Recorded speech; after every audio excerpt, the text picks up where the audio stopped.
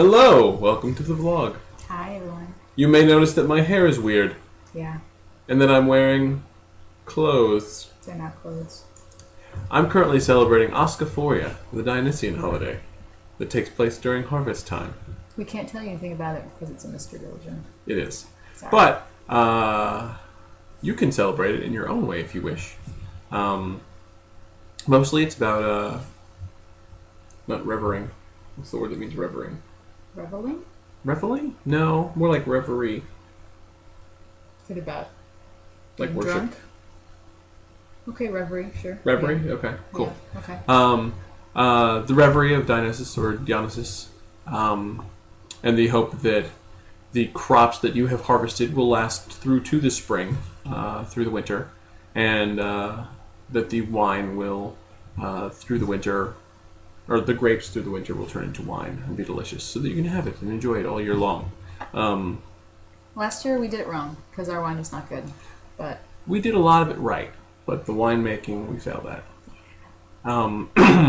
But if you want to celebrate it yourself, do a lot of thinking, spend some time out in nature, and be a little crazier than you would normally be with something. I like to do ritualistic haircutting, yeah. which is why my head looks awesome right now. Yeah. But that's because I'm normally pretty crazy. So you just take your normal crazy level, you can just up it a little for today and the next 2 days after. And If you're not sure what to do, then getting drunk is always an yeah, appropriate response. If you don't drink a lot, to have a couple Dionysian glasses. festivals. If you normally drink significantly, maybe tomorrow you should wake up not remembering what happened. We're not condoning danger. Just to put that out there. But anyway, I do think my beard was a mistake, though. I think the haircut is fine. you look like an offensive Western Chinese stereotype. I think the beard was a mistake. But we're living with it today, and so are you guys. So, And it's business, Anne. Business Ann, yes. Business Ann has questions for the blog. And today we're going to talk about Titan avatars and various things about them. And we're going to start with somebody's question, which is, can Titan avatars have Scions or some equivalent method of empowering humans? And on a related note, how do you handle characters like Kane Taoka who are tainted by Titans? Do they get one set of favored powers from their parent and one from the Titan or something else? Couple questions there. Break them down for me. All right, well, can Titan avatars have Scions? Scions, no. Obviously, Scions is a very specific god thing. Part of the magic of Scions is that they are specifically attached to gods. Right. But you get into weird places where, like with Deidre and Danu. Yeah, well, that was our fault for retconning her Well, mother into a not Titan, but Not so much that, but like people can change sides. Although I would definitely keep that from happening during the game because that makes the character have to struggle with a lot of really weird things. yeah, I mean, we have had characters whose parents became Titans, but it's not. That doesn't make them retroactively not Scions who are children of gods. Right. So I would say there's a lot you can do with Titan avatars and secret story plots and a lot of open stuff. I would say they can't have Scions though. the thing about Titans is that they really can't. They don't have that same kind of rapport with humanity. That's basically one of the major reasons they're Titans. Is that Right. gods take care of and relate to humanity, and Titans don't. They enjoy spending time with humanity. Zeus can come down and be a bachelor and do some sexy times and have some fun, but if Apep comes down, That's he's not just happening. a giant snake monster. Yeah. It's just chaos and murder. Even the humanoid ones, like Cronus, is not running around interacting with mortals. He's just not, because that's not what he does. But the second part of the question is, there's some other method of empowering humans. Titans do have the ability to affect humans, just like they can affect everything. But it's more that if a Titan affects or infects or in some way corrupts a human, that's basically it's creating Titan spawn, not creating Scions. Because Scions are very specifically the lower end of godhood. They're heading toward the divine. I would say Titans. Titan spawn's a real weird word. It is. Because if you want to divide it up, that may be things that come from the Titan realm. They're spawned from it as opposed to That's true. corrupted humans, which I think would be a better kind of term for that, maybe. Okay.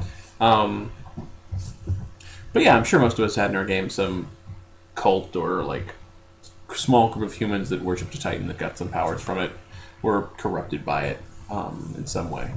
Yeah, and I would say that almost all the time you don't want that to be on an equivalent power level to a Scion, because Scions are supposed to be this special, amazing thing that are like the secret weapon of the gods in this world. Titans don't have them, because Titans don't operate that way. You can have powerful, dangerous antagonists, but something that's started with a human base that was then infected by a Titan is not really going to ever... I think thematically and mythically, the best thing that the corrupted human can usually do is summon Titan spawn. Exactly. That's usually they learn rituals, and maybe they have some small powers in the vicinity of... Yeah, you can get very Lovecraftian with the big deal is not the little cultist, it's what they might call down. Yeah. God, we can't get Lovecraftian. Well, we already said no to that. I'm talking about story tropes. We said it's no okay. to that. We did say no. There's no Don't talk about tropes. Blaine Togg will come. He appears if you talk about TV tropes. That's true, he does. So, they also asked on a related note, how do you handle a Scion who's been Titan corrupted? It depends on your level of Titan corruption, I guess, because some of our PCs have actually had Titan corruption happen to them, which basically means they got a little too close and personal with a Titan, or they did some stuff they shouldn't have, and they ended up getting a dark virtue for a while, or they ended up having some compulsions or some curses that they weren't really ready for. But they weren't really the full Kane Taoka, I'm worshipping or serving a Titan. Yeah, the serving a Titan is really weird. I think to do it like in a really servitude way, you have to have so much more manipulation than you can have as a Scion, like pre-God, to be fooling gods all the time. That's true. I think Kane worked kind of because he was working with darkness, and so there's a bit of like the hiding, and so like the darkness Titan can give you a lot of hidden, make you able to hide your emotions and your thought processes better. I think anybody else is going to be really hard to hide the fact that you're working for the Titans. Yeah, because gods have way more perception than you could possibly overcome. I mean, you might get lucky and only be hanging out with, like, if you're a child of Raiden, he's not going to notice. But somebody else definitely might. He's not going to notice because he's a Titan. Well, just going by the book, because we're talking about Kane, who actually should be pronounced Kane, but we have been pronouncing it Kane so long. But yes, Kane Taoka. Yeah, so sorry about that, everybody. We know it's Which not, is weird, because I always thought his name should be Kage, if he's going to be Shadow. Oh, probably, yeah. It's probably meant to evoke that, maybe. Mm-hmm. But, so yeah, if you want to do a plot like that, what you can do instead is say that, well, he is serving the Titans, and some god has noticed, but they're letting him do it for their own ends. You can do it if you're saying, you know, some god has a political reason to let him keep doing that, or they're letting him do that because they're going to pump him for information, or they know about it and they're, you know, the classic, I know there's a spy, I'm going to keep him there so that I can keep an eye on what he's doing. Yeah. So you can do that with people who couldn't really get away with it, but then still have them in game and still have them able to do that at lower levels. Stat-wise, I'm not going to worry about what, like, Kane should be. I think it's probably better to... What I do is, generally, the player loses permanent willpower, and then their lowest virtue becomes a Titan virtue. Mm-hmm. Whatever one that Titan is strongestly related to, in my opinion.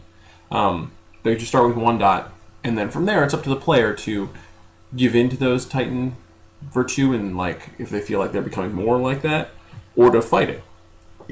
Excuse me. And I think that when you have somebody who's being influenced by a Titan, you actually should never give them extra associations from the Titan, because they're actually going against their very nature and their entire pantheon to become part of this Titan. They're not going to suddenly gain an innate positive to darkness when they're the child of a sun god who's betraying that sun god.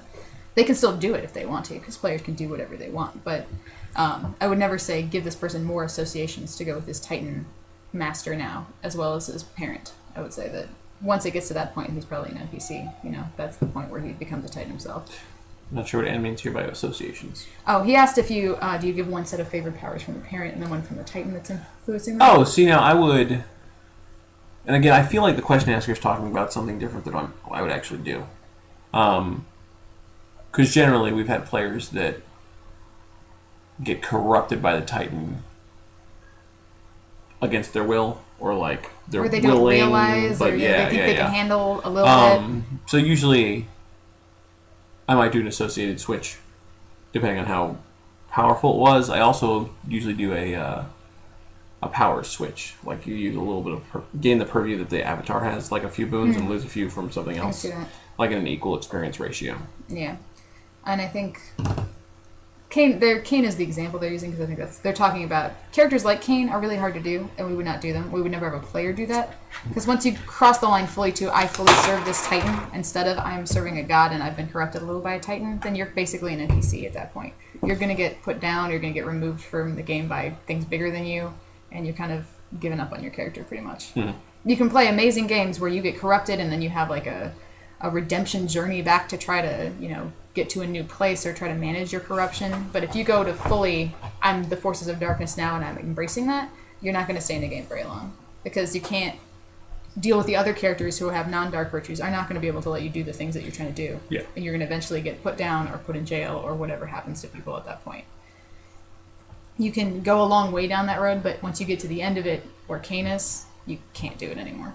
That's why Kane is an NPC. And he's never meant to be a PC. And I think that's about it. So, sorry if we didn't really answer your question because we were busy telling you you couldn't do it, but I covered most, I think, of the ideas that there. Yeah.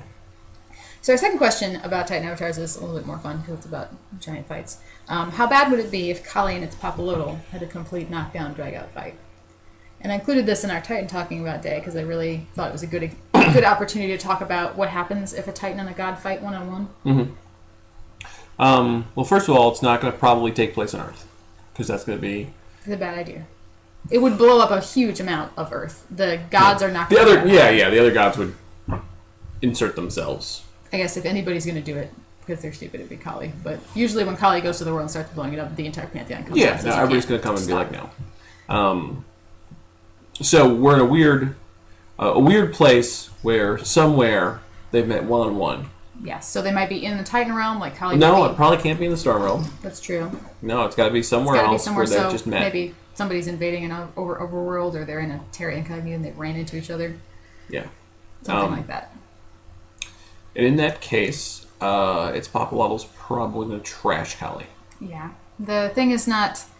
It's not that Kali isn't amazing and badass, because she is. She's the epitome of godly badass. But one-on-one, Titan avatars are almost always going to win. They just have to be. Numbers-wise, for it to be a war, the avatars have to be better than one god, because there's hundreds and hundreds of gods. That's the reason that the pantheons can't just put them down, because they're more powerful than gods. If you could just send out, your storm god to just go deal with the Titan avatars one at a time, you wouldn't have a war. Yeah, and we have specific examples of this too. Typhon. Typhon is a great example. Zeus tries to one-on-one him, and it does not go well. Doesn't go well. The entire pantheon is working to get this one Titan avatar down. Yeah. They're working for a long time. It's a lot of resources, and eventually they get him. And of course, eventually it's only Zeus that can kill him, or whatever it was. But it's a big co-op effort where they have to save Zeus and heal Zeus, and people have to it has to be a bunch of people involved to even get it to happen. If Zeus had just walked up to Typhon and tried to fight him, he would have died. Okay. He already got stuffed in a sack, and that was with people's help. It's an issue with the Titan avatars because they're representatives of these huge cosmic forces. Gods have access to those huge cosmic forces, but they're not representatives of them all the time. It's like Titan avatars are kind of like purview avatars all the time, and gods can pop those powers and go toe-to-toe with them for a minute or two, but they're spending a lot of energy to be something that Titan avatars are kind of all the time. And it's not quite the same. A better example maybe... Titan avatars have all the same powers that gods do, but they also have additional powers from being Titan avatars that are in addition to the things gods can already do. So, because you have, for example, if you have a star god versus a star god... I don't disagree. It's just kind of a bad way of explaining it. Okay, your turn. I thought I kind of did explain it already. You don't need any more explanation than that we have the stories where avatars can fight off an entire pantheon, and that for the world to cosmologically work, for there to be a war at all, the gods have to be much less powerful than the Titans. Otherwise, you can just send a couple gods in and finish them, and it'd be the end of the story. And to make the stories work and be really, really powerful, the gods actually should be losing for most of the time, which means not only do you need a lot of gods, but even a lot of gods can't actually take these avatars That's down. why they need Scion so desperately, because they're not winning right now, and they need every resource that they have available. Especially when all the pantheons are having to fight all at once, because you could maybe, if there was 3 Titans loose, and then, Pantheons could band together against them. But the whole setting is that because there's a Titan at every single Pantheon's door, they can't do anything pretty much but defense right now. So you need the Scions to get up and be this new generation of gods, so they have more foot soldiers and then they have more people to heroically help put them away, like they did the first time. So, and that's disappointing to say what would happen if Kali and Itzpapalotl had a fight. Well, Kali would lose and probably die. Stomped into the ground. Yeah, and that would be bad news for everybody. Shiva gets all kinds of upset when his wife dies. Yeah, I mean, what would really happen is they would start fighting, and then at least Shiva would appear, and then Parvati would appear. The Devas would come stock. Yeah, the Devas would come all in stock, and then either Itzpapalotl would get out of there, or the entire Star Titan would come there, or even better, the Star Titan would arrive in Deva's overworld. While they weren't there. They weren't there. Basically, the best thing the gods can do at that point is just send in an extraction team and get Kali out. Yeah. Just say, no, you can't have this fight, because you're going to lose, and there's no way this is going to end as good for us. And I mean, that's what we have a lot of our courage, valor gods, who are PCs now at this point. They get in a fight, and it's like, okay, well, I got to get an extraction team, because we can't fight that, but they're not going to stop, so we need to go just get them out of there. It's challenging when you have war gods, or you have gods that are strongly valor, strongly courage, because they really can't say no, even if the odds are vastly against them, especially if they have valor. They love it when the odds are against them. So you have to that's kind of a case where a whole pantheon has to say, we have to ride herd on the people that can't be trusted to make good decisions. And fighting a Titan Avatar 1-on-1 is never a good decision. One day we should talk about the difference between courage and valor, and why both of them like the odds to be in their It's true, they do, but for different reasons. Yes. Courage likes the odds in their favor, or the odds against them, because it's courage. Like, the more overwhelming and scary it is, the more they're going to fight back against it. And then valor likes that, because that's the more fair and glorious for them to win. The more glory, yeah.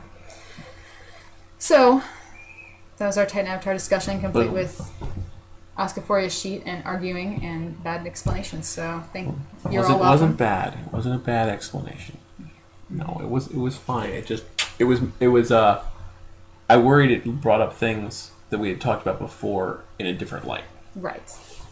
I'm going to turn off this video, and he's just going to yell. I'm going to, yeah. So, we'll see you guys next week, and John will look a little less crazy because festival will be over. Also, if you only watch the videos instead of also reading the blog, I'm doing a storyteller class that we'll start scheduling in a week and a half. That's true. This dude is an expert in things.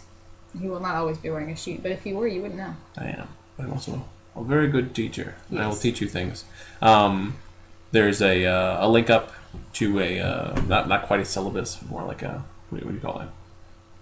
I guess it's sort of a syllabus. It's kind of a syllabus, yeah. It has a syllabus in it. Yeah, kind of like the syllabus for the class, and you can find that in the blog. I'll post it again this week.